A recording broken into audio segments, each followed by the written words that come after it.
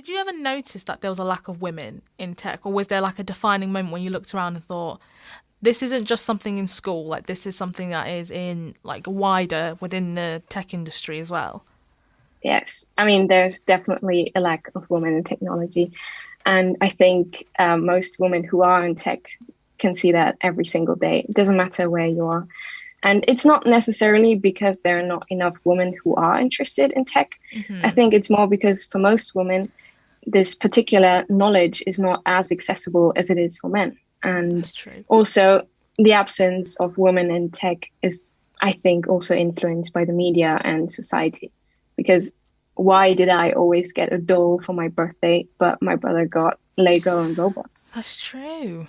That is very true. And I think if other people decide on what we're supposed to be interested in from a young age, you kind of start to believe it yourself one day. And if you realize that you're actually interested in something else, you wonder whether there's something wrong with you. And there is no one really who supports you if you go the other way. Yeah. And there are lots of women who tell me that they had computer science in their school, but they chose other courses because they knew they would be the only girl, or there were no other ones who would go in there. I'm literally not surprised by that. I mean, if we flip it on the other side, I can remember, I think one boy studied what was typically a girl's subject, which is health and social care. And everyone and everyone was like, why are you studying that? And he was like, well, I want to be a social worker when I'm older. And it's like, why did we feel like that was such an odd thing for him to do when it's just a career path? Everyone can do it. Exactly. And I think it's more a question about skills. So you're not born with your skills. A skill cannot be defined by a gender. And I think if you get people to learn how to get these skills, then anyone can do what they're passionate about. I made a promise to myself. Yes. By the time I turned 36, if I didn't have my own recording studio set up, I'd join the fire service. Right.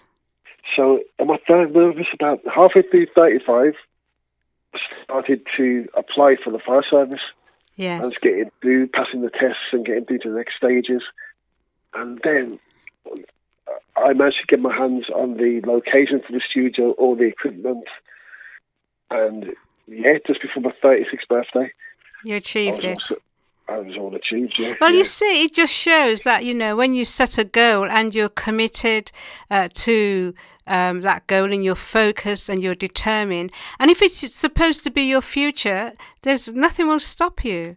And it's a pity that we do have individuals who, when somebody says they want to be this and they have an aspiration, they are individuals that try to disempower them and knock them down. And it's only because they don't have confidence themselves and they don't have a dream. And you've just shown how important it is to have that dream, and don't let no one tell you you can't do it. Because, in there, and it was a lot to see everyone just stood there in unison, and I can't imagine what your view was like, standing right there in front of what I think they measured it to be like 600 people. Yeah, something like that. I can't imagine. I mean, that must have been very overwhelming to see that, but also to feel the kind of love that everyone had together. Like, everyone was there for a good reason. Like, we were in harmony. Do you know what I mean? Yeah.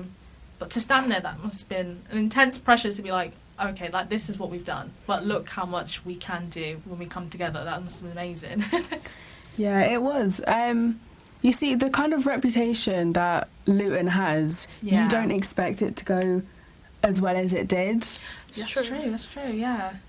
And like, kind of, because we were like a year younger than we are now. Oh, God, yeah. So, you tell your parents, like, this, we're going to do it. And they're like, what do you kids know? Like, what are you guys going to do? One of the most amazing things that I'll always remember is we had a chap who was an Italian rough sleeper, and he was sleeping in a sleeping bag in Pope's Meadow in Luton, And he was quite a heavy drinker, and he was quite an aggressive chap. He didn't speak great English, but he was, someone who was really in need, and he didn't have many options for accommodation in Luton. Nobody seemed to know how to help him. And eventually he decided that he wanted to return back to Italy, and his mother had literally just passed away like a month before, so sadly he couldn't go back in time to see her, but he really wanted to go home, but he had no ID or anything, and we thought we need to be able to help this chap. And one of our team, Neela, met with him sort of 5 a.m. in the park. We had a whole plan lined up, and she took him to London. She took him to the Italian embassy. They were able to provide us a 24-hour emergency travel document the same day. And then they both went together to Gatwick Airport. I was on the phone in Luton buying the plane tickets. They got on the plane, I think about 10 o'clock in the evening in Gatwick. They landed at midnight in Rome. All the public transport was closed. Had to sit in the arrivals lounge until the trains opened at 5 o'clock. And then they both travelled together to his village by bus. Wow. And he was reunited with his sister and his brother-in-law, and he went back to the home where he was raised as a small child. Sadly, his mum wasn't there. Obviously, she passed away a month earlier. But he was, really pleased to be back in a safe place, and that sense of safety and that sense of identity is really important to all of us. It is. And Neela was shattered. She'd been with him for like 48 hours straight, and she came straight back to Luton. And I think that kind of dedication is really inspiring to me, that our team are prepared to walk with someone every step of their journey. Today, we read an article that in New Zealand, somebody paid £14,000 for a specific plant. Did you? Yeah, so it was a Rhaphidophora tetrasperma, so a variegated Monstera minima. What sort of plant? What does it do? Has it got any special things that it does in terms of air? It's go on. Sorry, no, I was just going to say it's an incredibly rare plant, so it's variegated, and that's where there's like a lack of chlorophyll in the cells. So you get these white, really unusual and pretty markings on them. And that's extremely rare, but also it can be genetic. So people will pay a lot of money for that plant because they'll be able to take cuttings from it, that kind of thing, and have more of the variegated plants. Right. And it was the first one. My goodness. I was so shocked to know that somebody would pay so much for a plant.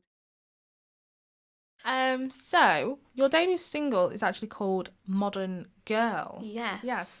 And it will be released in August. Could you tell me about Modern Girl? Tell me what that's about. So Modern Girl, actually it represents one of my themes. Starting from something kind of like small, young me, and kind of having these dreams and aspirations to become this big thing. A clue is in the name, like modern. It's like about modern day, what it's like now, and how hard you have to fight, and how the limits you'll go and the places you'll go to get what you want. And I think it's a really good song as well because it's kind of, I'm obviously not going to give too much away, but it's kind of a song you can vibe to, and it's a bit more upbeat and joyful. But yes. No, I'm looking forward to it. There's a lot of noisy duos around these days, and these are one of the noisiest. These days, indeed. Oh, yeah, I remember. where have all the proper bands gone? You can't get a proper band these days. Do you know what? I said something similar to that, actually. I caught myself saying something similar to that, watching, because obviously, you don't even know what I say, you don't know what I want about. Yeah, he said, just stop jumping in. I was watching, because obviously it would have been Glastonbury this weekend. Right. So there's been a lot of Glastonbury reruns over the last few days. Yep. And I actually caught myself, like, after watching some certain little period of a Glastonbury thing going, they don't make bands like this anymore, do they? That's right. Don't make them like this anymore. I was like, oh, good Lord. Look at that drumming. You don't get drumming like that anymore. I turned to the girlfriend and was kind of like, if I ever say anything like that ever again, you've permission. Put me down. But anyway, back to the case in point. So Deaf Girls, duo. Jack, our good friend Jack, who writes a bit of poetry for us and does reviews, reviewed this and he loved it, and rightly so. So this is going to be a different type of headache, which is from their debut album, which is out now. So I absolutely do not agree that people should be forced to do something that they do not want to do. But part and parcel of taking that decision of saying no to whatever it is that's been offered is you're also saying, I'm willing to live with the consequences. If I were a young father with a family that depended on me, and my job was important to keeping roof overhead, food on the table, and I take that responsibility seriously, I know what my decision would be, but I leave it to the other person to take a decision that they feel most comfortable with. It's a choice. And life is just like that. It's about the choices you make.